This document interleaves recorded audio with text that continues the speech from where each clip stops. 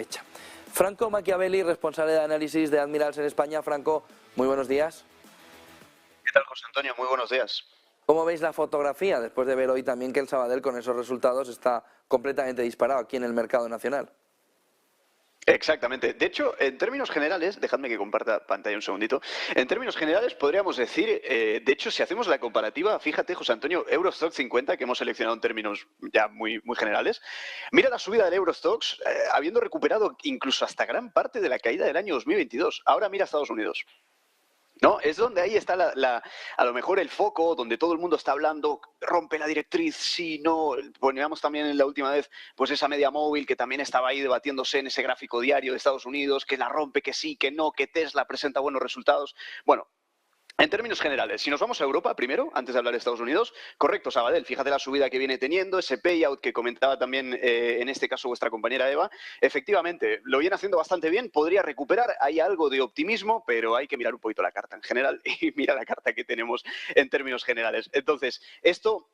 ¿En qué se traduce? Bueno, que en el corto plazo todo esto se aprovecha bastante bien. Ahora bien, dile tú al que haya comprado en 6 que lo de hoy a lo mejor le repercute de forma favorable, ¿no? Si miramos a lo mejor a Bankinter un poco en la historia hacia atrás, a lo mejor la data feed que vemos en pantalla nos muestra algo lateral, pero al menos no nos muestra esto, ¿no? En términos comparativos. Entonces, si hablamos en general, a nivel bancario, podríamos llegar a decir, no es noticia que esté saliendo bien, pero sí es una confirmación, y eso está bastante bien. 8% casi de subida es un dato bueno. Ahora bien, nos vamos en términos ya generales a Europa, y es lo que decíamos antes. Una subida que, además, esto, por ejemplo... se ve bastante bien en el DAX también. Fíjate cómo poco a poco iba recuperando muy bien todas esas caídas previas, ¿no? Ahora bien, vámonos a Estados Unidos. Decíamos, Tesla, buenos resultados, récords, perfecto. Pero hay que prestar atención a la carta general.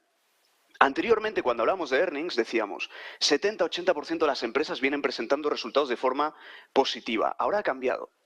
No solamente ha cambiado, fíjate este titular que publicaba Reuters también hoy y decía, las guías de empresa, es decir, los guidance, están empezando a remitir. Entonces, ¿qué podemos llegar a esperar? Está bien prestar atención al frente corporativo, pero también hay que prestar atención al frente macro. Es decir, el corporativo nos está diciendo lo que ha pasado el trimestre pasado, está bien. Pero hay que ir al frente macro. Hoy, PIB de Estados Unidos. Mañana, el PCE. Semana que viene, la FED y el BCE. Eso es lo que realmente va a determinar el rumbo a futuro. Teníamos, que a lo mejor nos sirve como indicador adelantado también, el Banco de Canadá. 25 puntos básicos de subida y se quedan ahí, 4,5. Y ya lo han dicho. Entonces, la pregunta para el día de hoy sería, ¿la FED va a seguir el ritmo del Banco de Canadá? Porque hablaban mucho, vamos a seguir. Bueno, ya veremos. Entonces, frente corporativo, relativamente positivo, tampoco tan positivo, es decir, la mitad no está haciéndolo demasiado bien.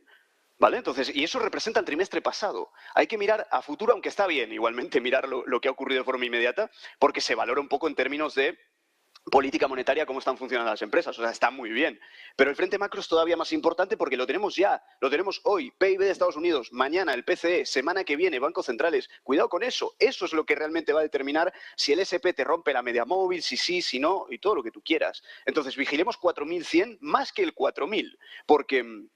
no sé si te acordarás, José Antonio, decíamos la semana pasada, 4.000, media móvil, la estaría por romper, vale, perfecto. Pero es que realmente el 4.100 es el más importante y no es que queramos ir subiendo niveles para ver hasta dónde confirmamos. No, está muy próximo y de hecho...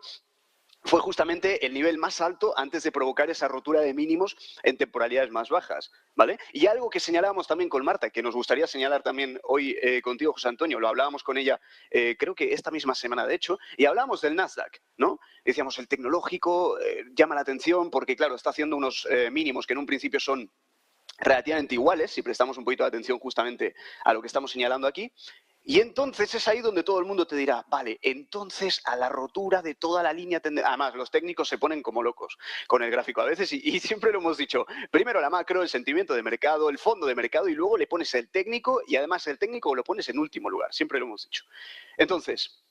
algo que se valoraba y que planteábamos como un escenario y decíamos, vale, ok, todo lo que tú quieras, estamos muy cerquita de esa directriz, pero ¿y por qué no valoramos una lateralidad en el Nasdaq? Porque la gente dirá, no, es que lateralidad no. ¿Pero por qué? Si no estamos hablando de un gráfico de 5 minutos.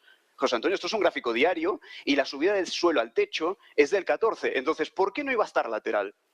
al menos durante un tiempo, hasta que el mercado logre digerir cuándo frenan los bancos centrales, cómo van los earnings de este trimestre, es decir, que los vamos a conocer de cara al siguiente, y a partir de ahí hay ya, digamos, un desarrollo un poquito más óptimo. Porque sí que es verdad que el mercado siempre se busca adelantar mucho, pero hay que tener en cuenta todas las variables, ¿no? Entonces, creo que ese es un dato muy importante a tener en cuenta, y como estábamos diciendo antes, vigilemos sobre todo el frente macro. El frente corporativo está muy bien, pero el frente macro es lo que te dice a futuro, que de hecho el futuro está ya, es la semana que viene, lo que puedan llegar a decir. Y por último, si me permites en este caso, José Antonio, gráfico semanal, nos vamos al dólar en este caso, porque claro, es súper importante. La semana que viene ya tenemos a la FED y al BCE también. Entonces, decíamos, Banco de Canadá puede estar incluso llevando la pauta de un poco la hoja de ruta. Y diréis, ¿por qué? Bueno, porque el Banco de Canadá tiene ventaja, o mejor dicho, empezó a actuar antes que la FED. Y además, si prestamos atención a los datos de inflación de Canadá, han ido remitiendo a un ritmo muy parecido al de Estados Unidos. Entonces, vamos a olvidarnos de lo que nos pueda llegar a decir Brainard, Mary Daly, si todo el rato, toda la vida han hecho lo mismo. Vamos a prestar atención al mercado y a esas pautas, a esos condicionantes y cosas que haya en común, ¿vale? Entonces, punto importantísimo de cara al índice del dólar. Ese nivel de techo. Y ahora tiramos una pullita de nuevo contra los analistas técnicos. Y ojo, siempre lo digo, yo soy el más técnico que hay, soy lo más trader que hay, pero lo ponemos todo en su sitio, ¿vale?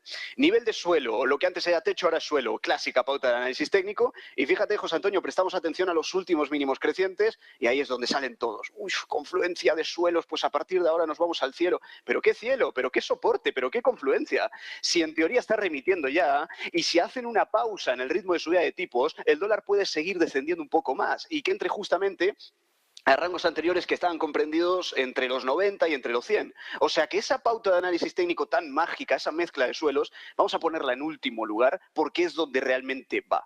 ¿Vale? Lo primero que va en primer lugar justamente es la comunicación de política monetaria y, de todas formas, prestemos atención al nivel clave. Pero en un principio se podría llegar a estimar que no funcione tanto como una confluencia. No todo es el técnico. Así que muchísima atención a la macro. Y a partir de ahí podemos vigilar o continuar con la evolución de cualquier activo en concreto. Pero bueno, vigilemos ese sentimiento de mercado, que es lo más importante. Muchísimas gracias, Franco Machiavelli, responsable de análisis de Admirals en España. Buen día y buen negocio, Franco. Gracias, José Antonio. Un saludo a vosotros también. 10:19 de la mañana, ojo, porque queríamos despedir dándoles una